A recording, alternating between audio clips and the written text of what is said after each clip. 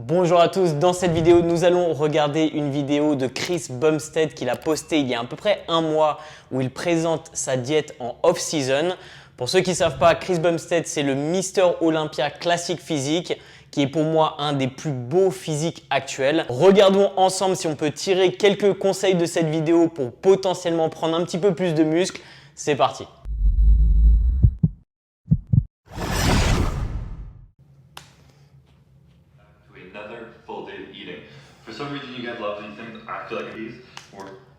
Alors en fait, il commence à nous parler de quelque chose dont on entend souvent parler dans le monde du bodybuilding ou dans le monde de la nutrition, c'est les intolérances alimentaires et le fait aussi de varier son alimentation pour potentiellement optimiser la santé de son microbiote intestinal et potentiellement les différentes souches de bactéries qui le composent. Et du coup, il nous dit qu'il varie son alimentation même si ça reste assez similaire la plupart du temps. Alors, est-ce qu'on peut développer une allergie aux aliments qu'on consomme trop souvent? Parce qu'encore une fois, c'est quelque chose qu'on entend très souvent. Et du coup, je voudrais vous rassurer à ce propos, puisque dans la littérature scientifique, il n'y a rien qui nous permet de le dire. Il n'y a pas de recherche scientifique qui nous permet de montrer une corrélation entre la consommation régulière d'un aliment et le fait de développer une allergie à cet aliment. Cependant, parlons des intolérances qui peuvent subvenir suite à la consommation trop importante de certains aliments. Premièrement, c'est possible qu'en vieillissant, vous deveniez intolérant à certains aliments comme le lactose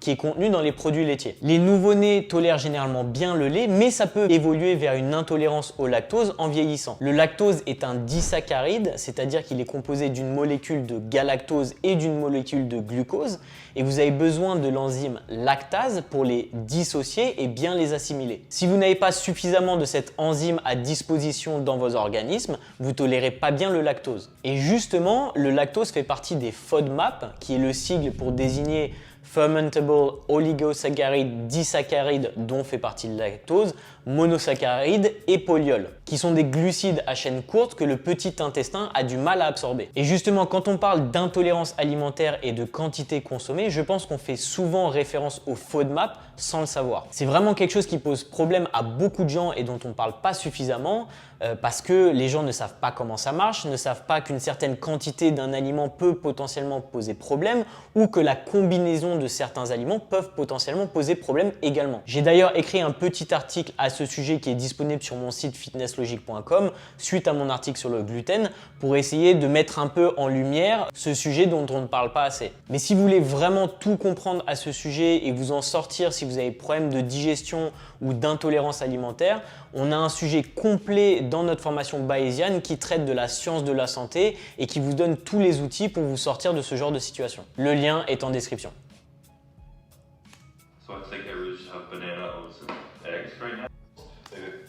Alors pour le premier repas, assez simple, il nous fait des protéines pancakes avec des œufs entiers, de la protéine en poudre, des flocons d'avoine, du lait d'amande ainsi qu'une banane et un petit peu de beurre d'oléagineux. Je crois qu'il met un petit peu de peanut butter. Donc un repas assez calorique avec pas mal de protéines, pas mal de glucides via l'avoine et la banane et un petit peu de lipides via le beurre de cacahuète.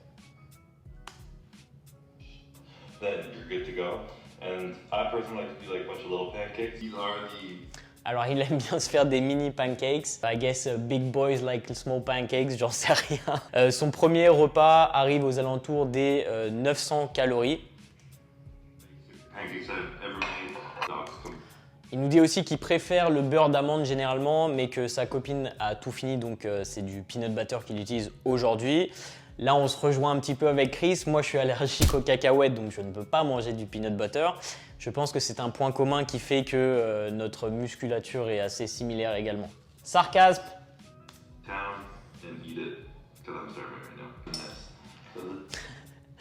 Alors, repas numéro 2, le repas classique du bodybuilding que vous connaissez sans doute tous. 170 g de poulet, 260 g de riz, du brocoli, donc riz, poulet, brocoli, le classique, avec pour les lipides un peu d'huile d'olive sur le tout pour sa cuisson. Il fait cuire son poulet au four, j'imagine que ça lui prend moins de temps, il n'a pas besoin d'être à côté de la poêle, etc. Donc il le met au four avec un temps donné et après il le mange, il fait plusieurs filets de poulet de cette manière. Donc on arrive sur le repas 2 aux alentours de 720 calories.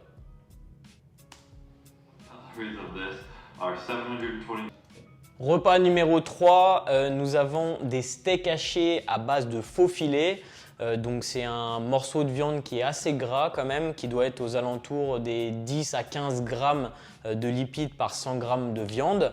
Donc ces lipides pour ce repas viennent a priori via sa viande. Donc il fait des petits steaks hachés et il les fait sur le grill parce qu'il préfère le goût. C'est peut-être pas le meilleur moyen de cuire de la viande rouge parce qu'on sait que quand la viande est au contact des flammes, potentiellement vous pouvez créer des petites particules carcinogènes qui sont potentiellement liées au cancer. Ça ne veut pas dire que la viande rouge est forcément liée et corrélée avec des risques de cancer accrus. C'est généralement le fait de manger des viandes transformées ou de cuire la viande rouge de certaines façons. Bref, c'est pas le sujet de cette vidéo. Donc on a du steak haché de faux filet avec 575 grammes de patates douces qui fait au air fryer. Alors pour ceux qui ne connaissent pas, ça permet de cuire les aliments sans huile ou avec un minimum d'huile parce qu'au lieu d'avoir de l'huile en contact avec les aliments et du coup augmenter l'apport calorique des aliments, vous utilisez l'air chaud, c'est un peu comme un four d'une certaine manière avec un minimum d'huile et ça déshydrate et ça cuit vos aliments. Donc c'est super bon, ça se rapproche pas mal d'une cuisson frite. Mais c'est plus sain puisque vous consommez moins de lipides et c'est une bonne alternative pour ceux qui veulent réduire l'apport calorique tout en mangeant des aliments un petit peu plus plaisir ou frits si vous appréciez ce genre de cuisson.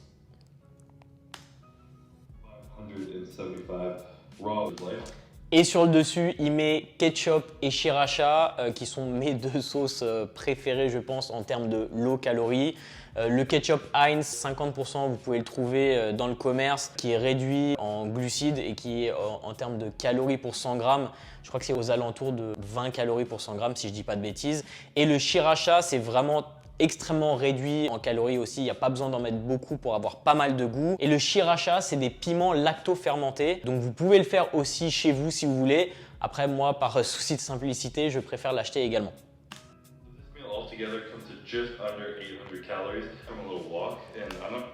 Bon, il nous explique qu'il aime pas trop le poisson et du coup qu'il le cuit un peu comme si c'était un steak haché en le détruisant dans la poêle et ensuite en le mélangeant. Moi j'adore le poisson mais chacun fait ce qu'il veut.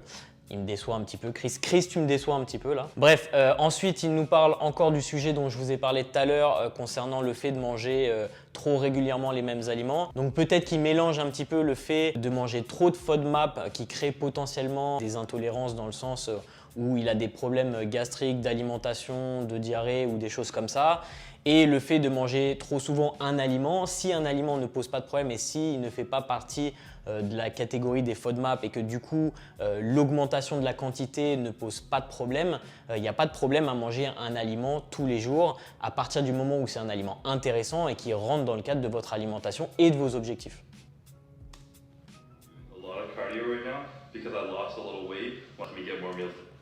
Il dit qu'il a du mal aussi à manger énormément de calories. Je sais qu'il est aux alentours des 4500-5000 calories quand il est en hors saison. Il faut savoir aussi que Chris Bumstead, c'est un gros physique, Mister Olympia classique physique, qui mesure aux alentours des 1,85 m je crois. Et en hors saison, il est pas loin des 115-118 kg et sur scène, il doit être en dessous des 105 kg. Donc là, vu qu'il est hors saison, il doit être plus proche des 115-118. Du coup, il est obligé de manger beaucoup de calories pour progresser et pour maintenir son poids de corps. Et il dit qu'il a du mal à consommer autant de calories. Un petit tip qu'il donne et qui est très valable parce que je suis aussi en prise de masse. Alors, je ne fais pas 120 kg, mais j'essaye quand même de prendre du poids sainement, c'est-à-dire de prendre du muscle. Et c'est vrai que c'est la première fois de ma vie que j'ai du mal à manger en fait suffisamment de calories. Je ferai d'ailleurs une autre vidéo concernant ma prise de muscle et mon bulk pour parler de tout ça en détail. Mais c'est vrai que incorporer du cardio aide vraiment au niveau de l'appétit. Et du coup, ce qu'il dit, c'est qu'il fait plusieurs marches ou plusieurs sessions de cardio au cours de la journée quand il peut et que ça lui permet d'avoir plus d'appétit et que ça lui permet donc de consommer plus facilement plus de calories.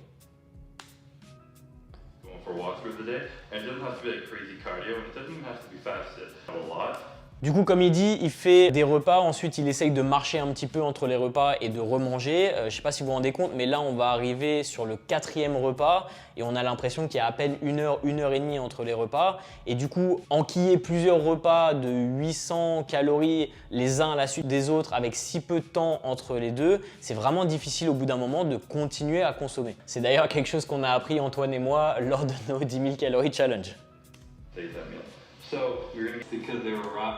Donc repas numéro 4, on a 170 g de haddock, 240 g de riz et 12 g d'huile d'olive. Donc encore une fois, un repas assez classique bodybuilding.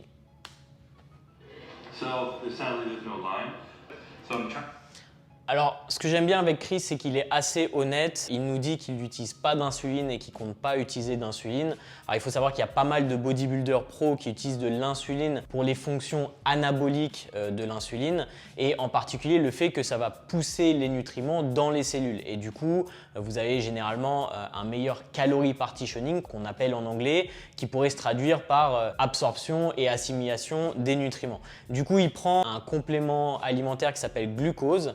Alors, je ne sais pas exactement ce qu'il y a dedans, mais il nous dit que ça a des effets un peu similaires à l'insuline et que vu qu'il ne veut pas utiliser l'insuline, c'est une alternative qu'il utilise.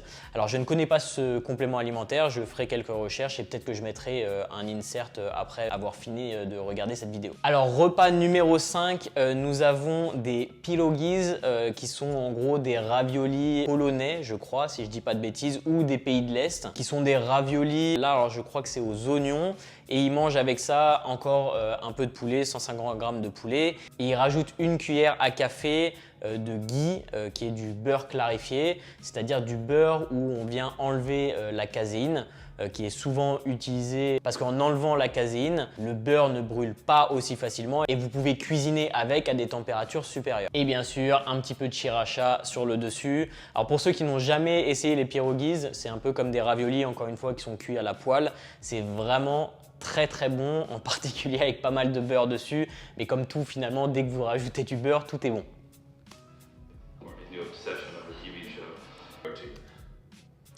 Donc pour son dernier repas, il mange une barre protéinée maison fait à partir de flocons d'avoine, de peanut butter, sans doute un peu de protéines en poudre et d'autres sources de glucides comme des bananes ou des fruits séchés peut-être.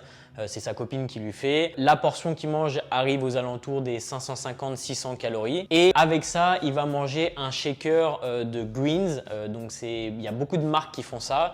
C'est en gros des micronutriments sous forme de poudre pour les gens qui ne mangent pas de légumes. Parce que je ne sais pas si vous avez regardé, mais au cours de sa journée, il a mangé en termes de végétaux des patates douces et une portion de brocoli, c'est-à-dire très peu de végétaux, pas de fruits. Enfin si, excusez-moi, il a mangé une banane le matin ou une demi-banane dans ses pancakes. Mais clairement, il ne mange pas beaucoup de fruits et légumes.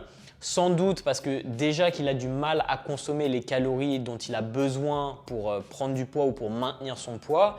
S'il rajoutait pas mal de légumes, il va aussi rajouter le volume alimentaire de son alimentation et potentiellement ça va être encore plus difficile pour lui de manger autant de calories. Alors est-ce que c'est quelque chose que je recommande ?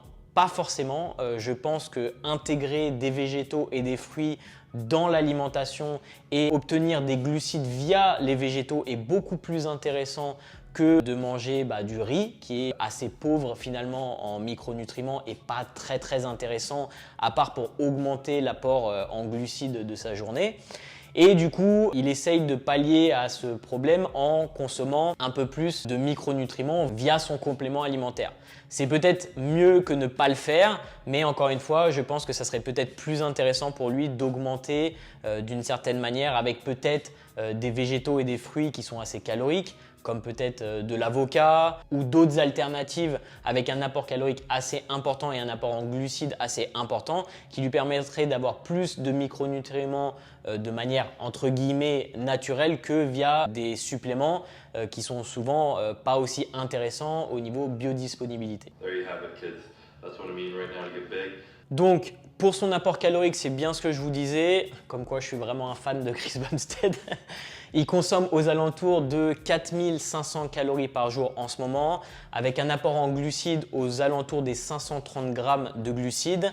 127 grammes de lipides et environ 270 grammes de protéines. Donc avec un apport en protéines légèrement supérieur à 2,2 grammes par kilo de poids de corps et un apport en lipides assez intéressant de 127 grammes par jour qui est un peu supérieur à ce qu'on retrouve généralement chez les bodybuilders pro. Donc ça, c'est quand même assez intéressant et ça découle principalement de l'huile d'olive qu'il rajoute et des choix en termes de protéines qu'il consomme, donc via les œufs entiers le matin, son steak et les autres sources de lipides. Il rajoute aussi un petit peu de beurre, mais c'est assez marginal. Bref, c'est une alimentation qui est assez classique bodybuilding avec pas mal de variétés au niveau des sources de protéines, pas énormément de variétés au niveau des sources de glucides. Il reste sur des choses qui marchent pour lui et qu'il tolère bien, du riz, des flocons d'avoine, des pommes de terre.